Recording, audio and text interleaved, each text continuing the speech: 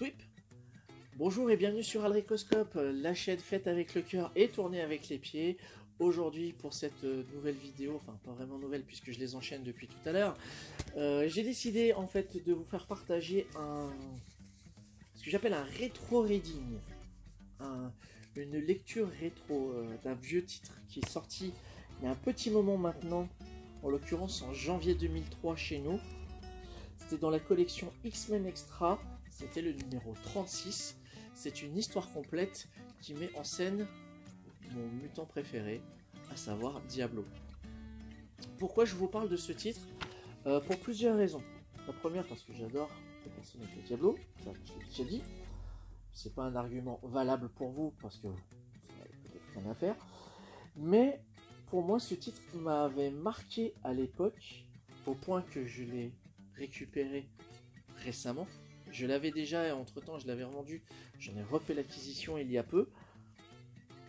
Il m'avait marqué à l'époque parce qu'en fait, on avait en fait dans cette histoire scénarisée par Kipignac, ouais c'est ça, Kipignac est dessiné par un dénommé Matt Smith.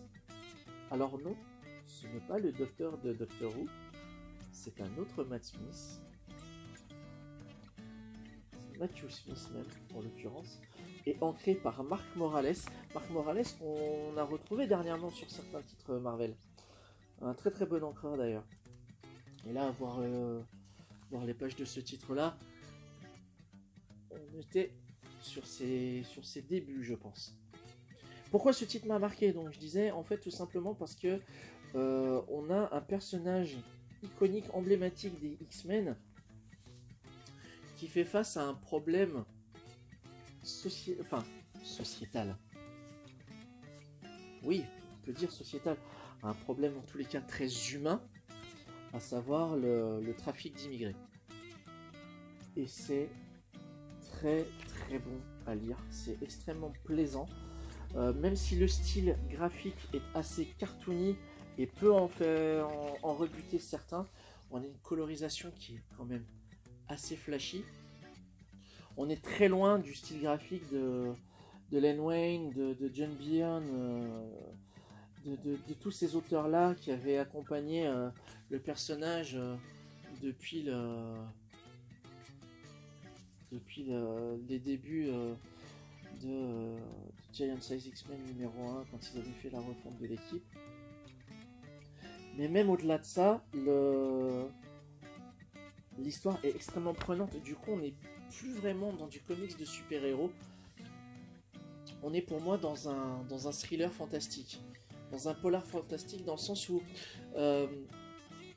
en fait l'histoire démarre où Kurt va rejoindre un ami qui est un prêtre et va s'apercevoir que dans le restaurant où il se trouve, il y a une personne qui est prise en chasse par une personne un peu bourgeoisée, j'ai envie de dire. Et il va mener son enquête et va apprendre que la personne qui est traquée, c'est une domestique qui est prise en fait dans le piège d'un trafic. Un trafic en fait où ils font venir des gens moyennant une somme considérable et que pour la faire rembourser, ils la font travailler dans des conditions d'esclaves, clairement. Et du coup, de mettre en opposition un personnage aussi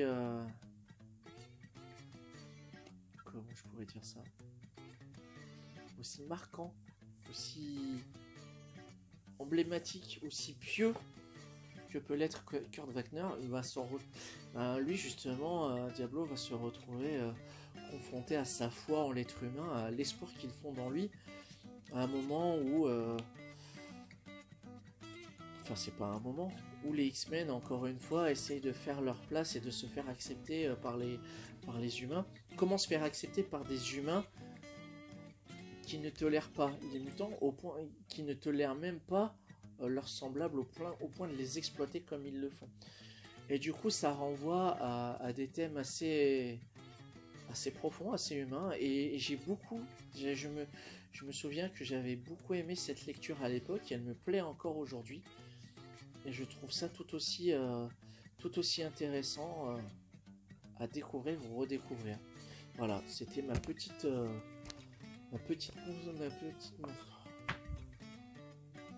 C'est pénible de reprendre les vidéos après autant de temps de break. On sent que je bafouille et tout. Je m'en fous, je ne couperai pas. Je laisserai jusqu'au bout. Je suis désolé, ça fait très amateur. J'en ai rien à faire. C'est fait avec le cœur et tourné avec les pieds. Je ne reviendrai pas là-dessus. Mais si vous voulez vous faire plaisir en découvrant un personnage aussi emblématique que peut l'être Diablo dans un récit qui n'est pas un récit de mutants, de super-héros, mais dans un récit dans un récit noir assez sombre, en dépit des couleurs extrêmement flashy qu'on peut voir dans ce titre.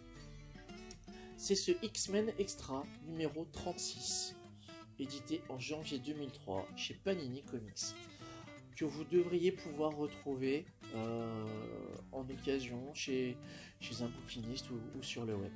Voilà. D'ici là, portez-vous bien, cette vidéo est à présent terminée. Merci de l'avoir regardée jusqu'au bout. Encore une fois, si vous ne connaissiez pas le titre, mais que ce que je vous ai raconté, même si je suis parti un peu dans tous les sens, ça vous a donné envie, n'hésitez pas à m'en faire part dans les commentaires. Si au contraire, vous connaissiez déjà ce titre, mais qu'il ne vous a pas marqué plus que ça, ou qu'il vous a laissé un souvenir comme ça a pu être mon cas, partagez. L'espace des commentaires, c'est un espace d'échange, c'est prévu pour. Dans tous les cas, d'ici là, prenez soin de vous, je vous souhaite bonne lecture et je vous dis à très bientôt pour une prochaine vidéo. Ciao!